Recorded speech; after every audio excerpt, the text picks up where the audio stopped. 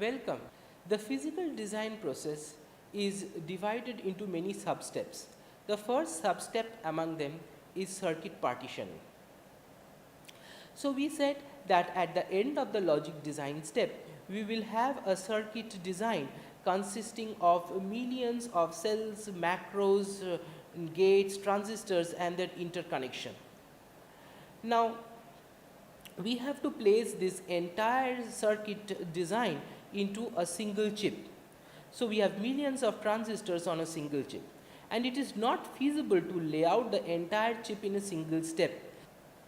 Hence, to control the complexity of the design process, we partition the circuit into sub-circuits or blocks. The output is a set of blocks and interconnections among them. So the output of the partitioning process is a set of blocks and interconnections among them. Partitioning can be hierarchical, blocks can be divided into sub-blocks. Okay. So partitioning is the process of decomposition of a large system into independent manageable subsystems which can be designed independently and concurrently.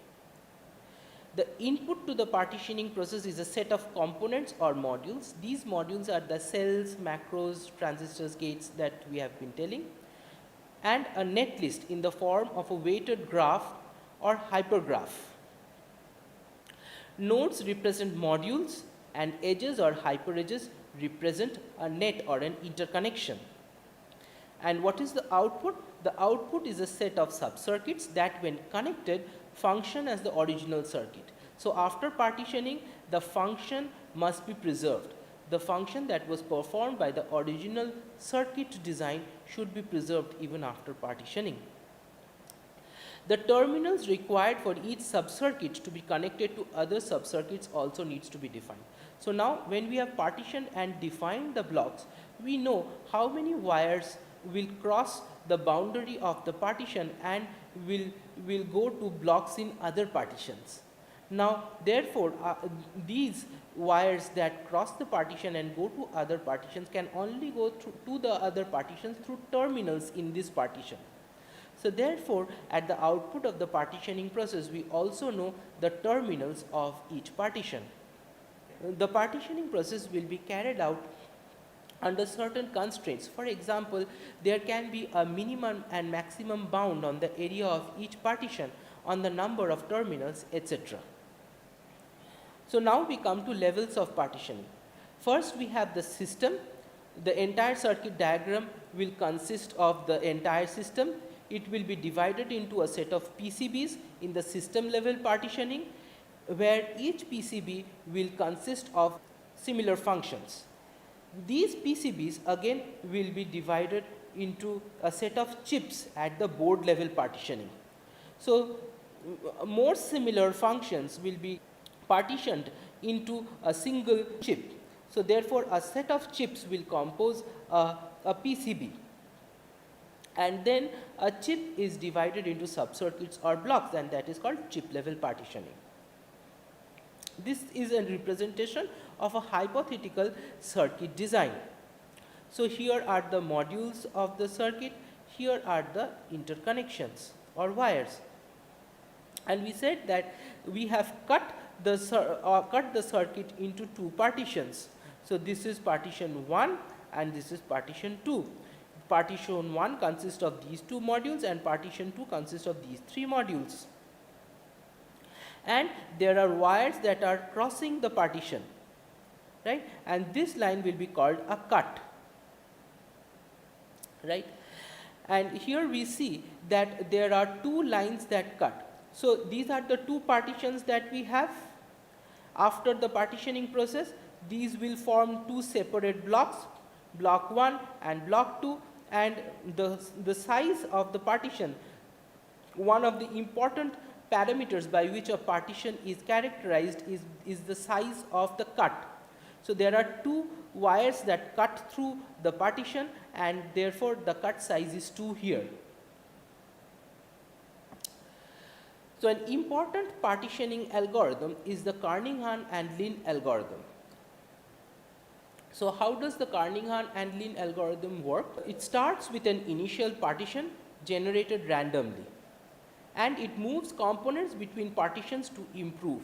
So it is a group migration based algorithm, and it is an iterative improvement based algorithm. It iteratively improves over phases.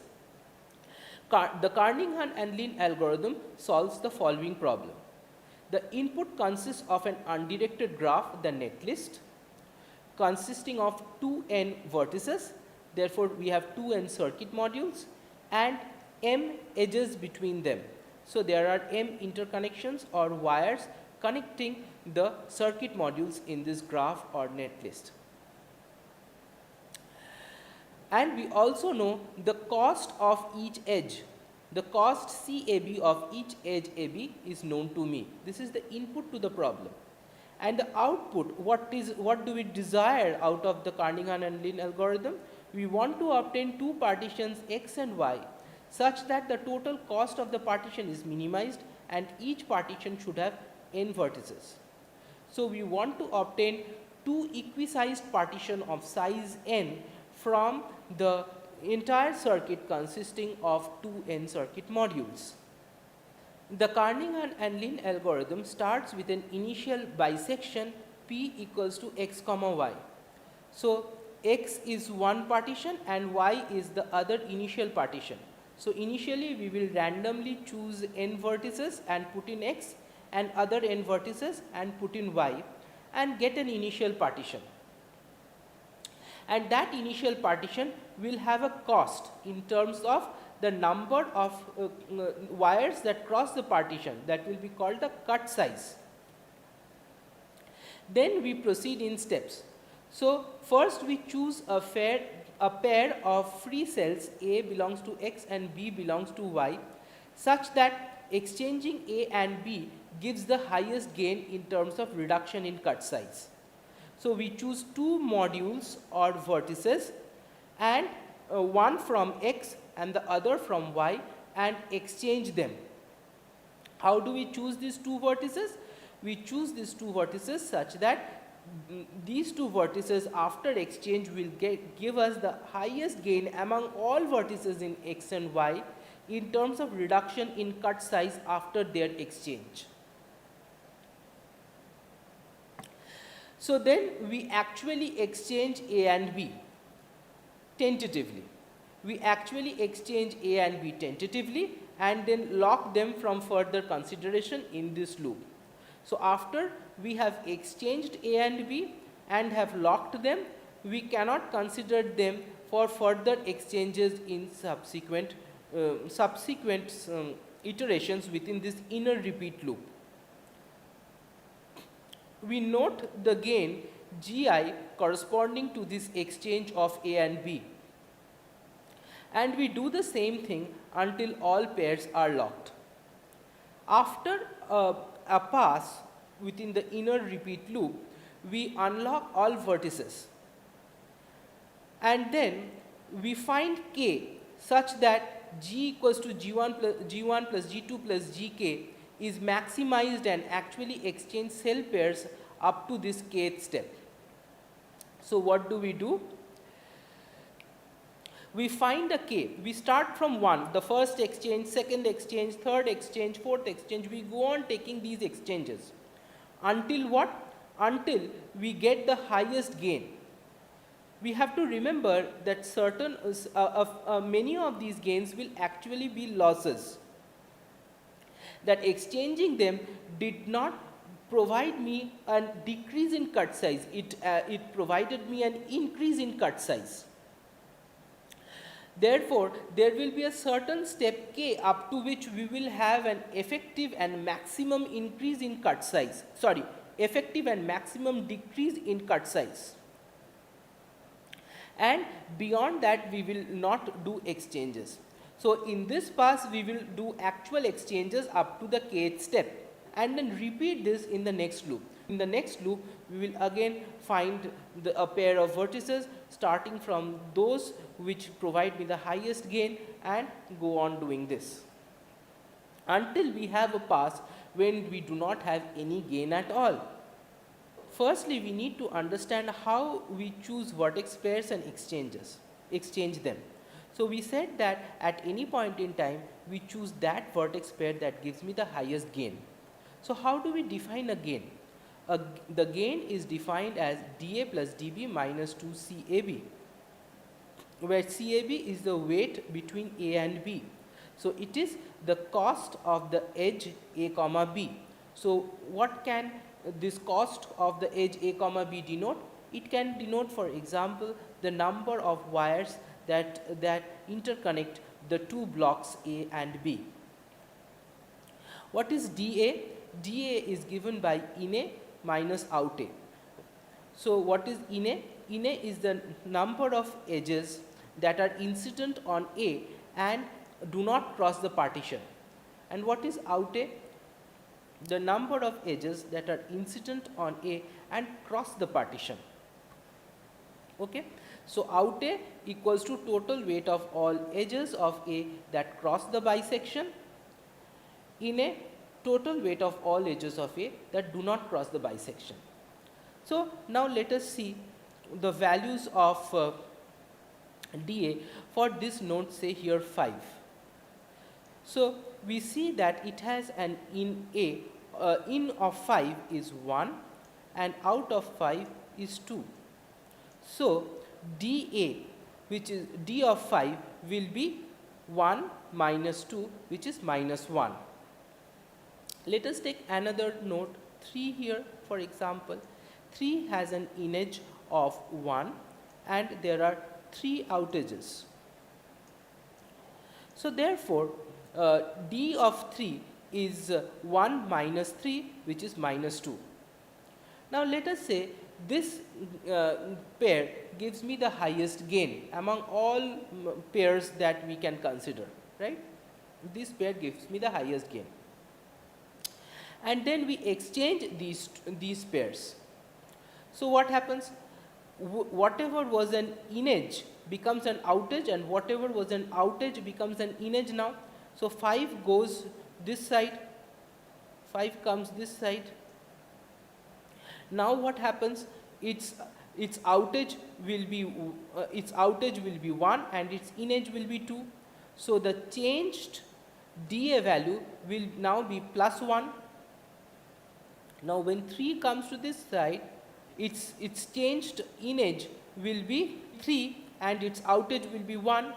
So in edge minus outage will be plus 2. So the total gain will be 1 plus 2, which is equal to 3. If we consider another vertex pair, say 6 and 3, before it is exchanged, 3 had an in edge minus outage dA value of minus 2. Similarly, 6 also had a dA value of minus 2. It has 3 outages and 1 in edge. So in edge minus outage is minus 2. So now what happens? When 6 comes this side and 3 comes this side, on this side 6 dA value changes to plus 2 and 3's dA value also changes to plus 2. So 2 plus 2, the total gain is 4. However, this edge that connects 6 and 3, we need to decrease the cost of this edge. So the gain has to be decreased by the cost of this edge, and that is also twice, once for 3 and once for 6. 3 was an outage for 6. When I took it to this, in the dA value we considered that 3 has become an in edge, but because 3 has gone on the other side, 3 is still an outage. For 3 also, 6 was an outage, and after the exchange, instead of becoming an in edge, 6 still remains an outage because 6 has crossed over to the other side. And therefore, we need to subtract the cost of CAB twice to get the actual gain. So we have chosen two vertices A and B. We want to find out what is the gain after exchanging them. So how do we find that out? We find the gain after exchanging A, we find the gain after exchanging B, and if A and B, these vertex pairs, are connected through an edge, we need to deduct the cost of the edge from the total gain twice. This is what this gain a comma b says, right? So now we see the steps, one step in this loop. So what are we seeing? We are seeing this one, these set of steps. This inner loop we will see. So first is to choose, first we see that the cut size is 9, the initial cut size is 9. So first we choose a pair with the highest gain. Firstly, we have to keep the vertex gains for each vertex pair in a separate table. 3, 6 gives the highest gain, say. So we saw that the gain by exchanging 3, 6 is 3, and therefore the cut size reduces by 3 and the new cut size becomes 6. After that, the highest gain is provided by the vertex pair 4, 6. So we choose 4, 6, exchange them and see that the gain produced now is 5. So previously we see that the maximum gain was 3, but after 3 and 5 has been exchanged, the new gain that is provided now is 6, 4 is 6, 4, and the gain is 5, which is higher than the first gain, right? And then the cut size reduces to 1 from 6. So 6 minus 5 is 1. Now the next two vertex pair, the gain is negative. It's minus 6 and minus 2. However, we have to continue doing this until all vertex pairs are exchanged in the inner loop. And then we said we only take up to that gain, up to that value of k, which provides me the highest gain. Here we see that the value of k is 2. So after these two steps, we do not get, the highest gain is provided only after these two steps. And hence we only take up to these two steps, right? And in fact, for this example, we need only one pass. In the second pass, we will see that none of the exchanges gives me a gain which is higher than 1. The lowest cut size that is possible is 1, and in the second iteration, g will remain equals to 0 and the algorithm will stop. What is the complexity of this algorithm? The complexity of this algorithm is big O of C n q, where n is the number of vertices and C is the number of passes. Okay. So why is it n cube? Because initially we need to separately calculate the d values of each node, and that will take big O of n time, right? So to calculate the gain value, each calculation of each gain value for each node takes constant time. For n nodes, it takes big O of n time. Now within each pass, we need to compute the gain across all free pairs. Now in each pass, we have to once calculate the gain across all free pairs, and then we have to go on updating the gains in each pair. So what is the maximum that number of pairs that we have to choose? It's big O of n square, right? We have n vertices on one side, on one side of the partition, n vertices on the other side of the partition, and then we have to take one vertex and find the gain with respect to all other vertices on the other side of the partition. Then we take another vertex on this side and find out the gain for all vertices on the other side. Likewise, we will do for this step will be done for all vertices, over all vertices in a partition, and hence the total step, the total computation that will be required is big O of n square. The number of passes is usually small. What are the drawbacks of the Kernighan and Lin algorithm? It only considers unit vertex weights. It's not applicable to hypergraphs. We will not define hypergraphs here. Basically, we can say that hypergraphs is related to the representation of nets that can be connected to multiple blocks, more than 2 blocks. So multi-terminal nets can be represented by hypergraphs, but we will not consider hypergraphs here. Partition sizes have to be pre-specified. We can only do a bipartition of equal size, and this is high time complexity. It's big O of n cube. However, many of the algorithms in partitioning are extensions of the Kernighan and Lin algorithm, or use the Kernighan and Lin algorithm in its various internal steps. We will look at a few extensions to the Kernighan and Lin algorithm. First one is that how do we get unequal sized partitions out of the Kernighan and Lin algorithm? To partition a graph with 2n vertices into two subgraphs of unequal sizes n1 and n2. So what do? We divide the nodes into two subsets A and B containing minimum of n1 and n2 and maximum of n1 and n2 vertices respectively in these two partitions. So initially during partitioning, what we will do, one of the partitions, say A, will contain min of n1 and n2, and on the other partition we will keep the max of n1 and n2 nodes or modules. Then we apply the Kernighan and Lin algorithm, but restrict the maximum number of vertices that can be interchanged in one pass to a minimum of n1 and n2. So now we need vertex pairs in n1 and n2. Because the number of nodes in these two partitions are not same, we can only exchange to a minimum of n1 and n2. So what will happen to the other nodes? They will be not considered in this pass, and they are remaining only because they form pairs with other vertices which produce very less gain. Only because of that they were not considered, and they can be considered in further subsequent iterations. In this, so within each iteration we will only consider a minimum of n1 comma n2 vertex pairs and actually exchange them and consider them for exchanges. The next extension to the Kernighan and Lin algorithm is to generate two-way partition of a graph whose vertices have unequal sizes. So in this version of the Kernighan and Lin algorithm that we just studied, all of these vertices have the same size, let us say unit size.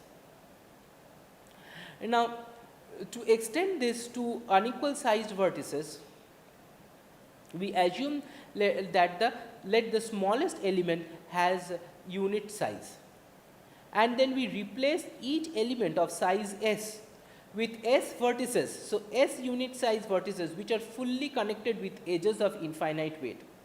So why do we do this? So that we can feed the algorithm to the original Kernighan and Lin algorithm.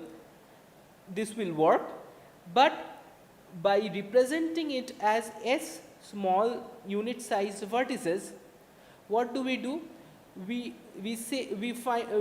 keep a track of what is the size of the partition on a given side, right? If we represented this whole big vertex of size s as 1, then the partition size would not be correct. The partition size on each side of the partition, the area would not be correct.